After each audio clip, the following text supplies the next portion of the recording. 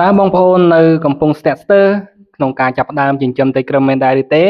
អញ្ចឹងឈប់សិនមកមើលវីដេអូមួយនេះមុននឹងធ្វើការសម្រេចចិត្តការចិញ្ចឹមត្រីក្រឹមគឺមិនលំបាកទេប៉ុន្តែការចិញ្ចឹមតែត្រឹមត្រូវធ្វើឲ្យត្រីក្រឹមមានសុខភាពល្អរស់នៅបានយូរបងប្អូនត្រូវដឹងចំណុចទាំងអស់នេះជាមុនសិន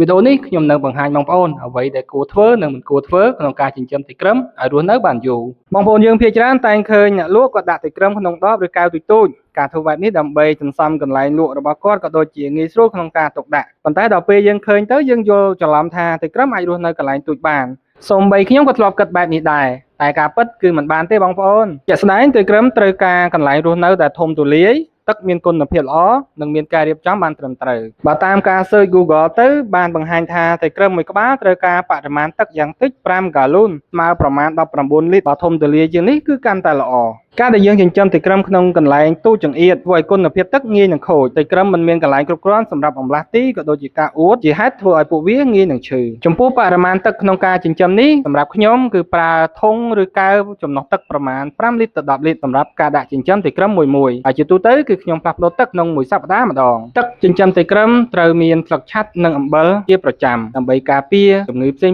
ៗដែលអាចកើតមានសម្រាប់ត្រីក្រឹមរបស់យើងដោយហេតុថាត្រីក្រឹមជាប្រភេទត្រីត្រូពិកដូច្នេះពួកវាត្រូវការសីតុណ្ហភាពចន្លោះពី25ទៅ28អង្សាសេសីតុណ្ហភាពនេះសម្រាប់នៅស្រុកខ្មែរយើងគឺមិនមានជាបញ្ហាទេបងប្អូនតែនៅតំបន់ខ្លះដែលមានអាកាសធាតុត្រជាក់ចាំបាច់ត្រូវតែប្រើប្រាស់ឧបករណ៍កម្ដៅបន្ថែមដែលគេហៅថា heater ប្រសិនបើបងប្អូនចិញ្ចឹមនៅក្នុងទូធំទូលាយបងប្អូនគួរមានម៉ាស៊ីនចម្រោះទឹកមួយកម្លាំងម៉ាស៊ីនចម្រោះទឹកគួរតែកុំបើកខ្លាំងពេកនាំឲ្យរំខានដល់ត្រីក្រឹមទៅវិញត្រូវជៀសវាងការប្រើប្រាស់ទឹករត់ដោយផ្ទាល់ត្រូវប្រើប្រាស់ទឹកដែលបានស្តុកយូរថ្ងៃមិនមានជាតិក្លរទឹកចិញ្ចឹមត្រូវមានស្លឹកឆ័ត្រនិងអំបិលនិងអាចប្រើថ្នាំជំនួយគុណភាពទឹកបន្ថែមទៀតផងដែរត្រីក្រឹមត្រូវការរបបអាហារដែលមានប្រូតេអ៊ីនខ្ពស់មានដូចជាចៃក្រហមចំណីគ្រាប់ដែលមានគុណភាពទន្លេនកកប្រៃស្ទ្រីមការប្រើប្រាស់ចំណីគឺដាក់មួយថ្ងៃចំនួន2ដងមួយដងគឺមិនត្រូវដាក់ច្រើនពេកនោះទេសម្រាប់ខ្ញុំគឺប្រើចៃក្រហមជាប្រចាំថ្ងៃនិងជំនួសដោយចំណីកញ្ចប់ដែលមានគុណភាពនៅពេលដែលខ្ញុំមិនអាចរកចៃក្រហមបាន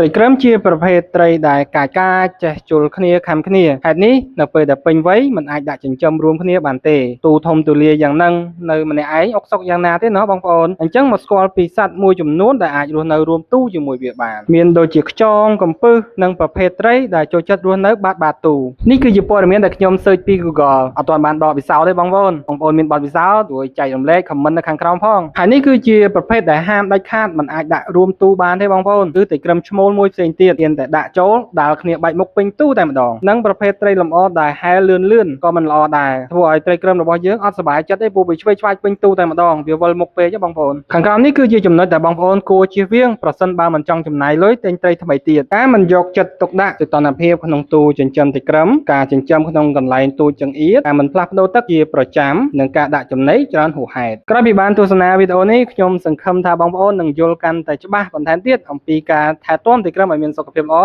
និងសម្រាប់ចិត្តទិញត្រីក្រឹមដើម្បីចិញ្ចឹមលេងកម្សាន្តទាំងអស់គ្នាកុំភ្លេច comment ពូជត្រីក្រឹមដែលបងប្អូនសម្រាប់ចិត្តទិញនៅខាងក្រោមផងបងប្អូនប្រសិនបើបងប្អូនមានចម្ងល់បន្ថែមទាក់ទងអំពីការចិញ្ចឹមការបង្កាត់ថែទាំត្រីក្រឹមបងប្អូនអាច comment នៅខាងក្រោមវីដេអូនេះបានខ្ញុំនឹងព្យាយាមឆ្លើយទៅតាមលទ្ធភាពដែលខ្ញុំអាចធ្វើបានកុំភ្លេចជួយចុច like subscribe channel YouTube របស់ខ្ញុំអ្នកមួយផងជួបគ្នាជាមួយខ្ញុំនៅវីដេអូបន្តទៀតជូនពរសុខសប្បាយទាំងអស់គ្នា